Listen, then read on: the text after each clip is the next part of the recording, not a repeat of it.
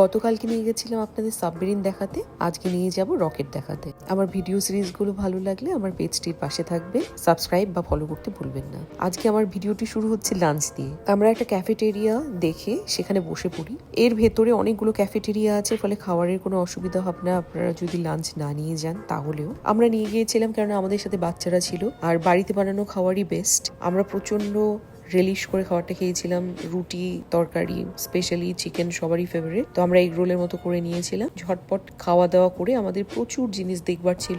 আমাদের এই science city ভ্রমণ কাম পিকনিকটি কিন্তু অসাধারণ হয়েছিল, আমরা সবাই খুব এনজয় করেছি।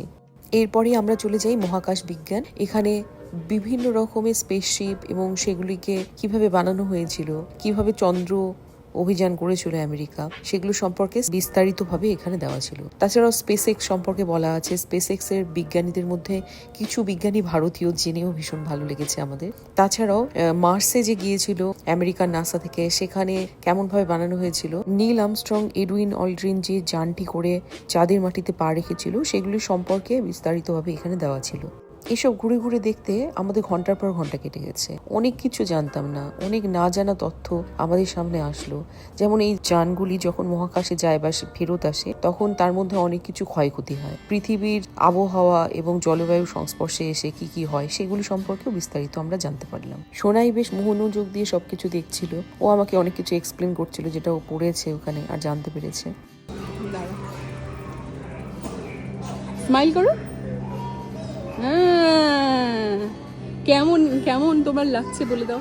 ট্র্যাডিশনালি আছে, অনেক দারুণ জিনিস আছে। if তুমি এখানে আসো, I recommend you the first place you got. It's so dreamy. R also ওই কল্পনা চাওলা, if তুমি জানো, write in the comments. আর কল্পনা চাওলার ওই স্পেস ক্রাফটও আছে, সব রকমের স্পেস ক্রাফট আছে এখানে।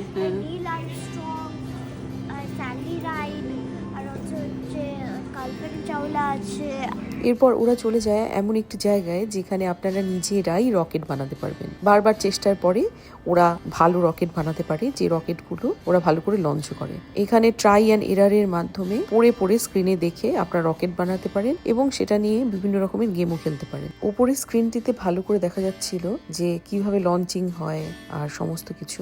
যারা সায়েন্স এনথুজিয়াস্ট সেই সকল বাচ্চা এবং বড়দের জন্য এটা একটা অসাধারণ জায়গা। বাচ্চারা এখানে নিমেষের মধ্যে অনেক কিছু নিজে হাতে করে দেখতে এবং শিখতে পারবে।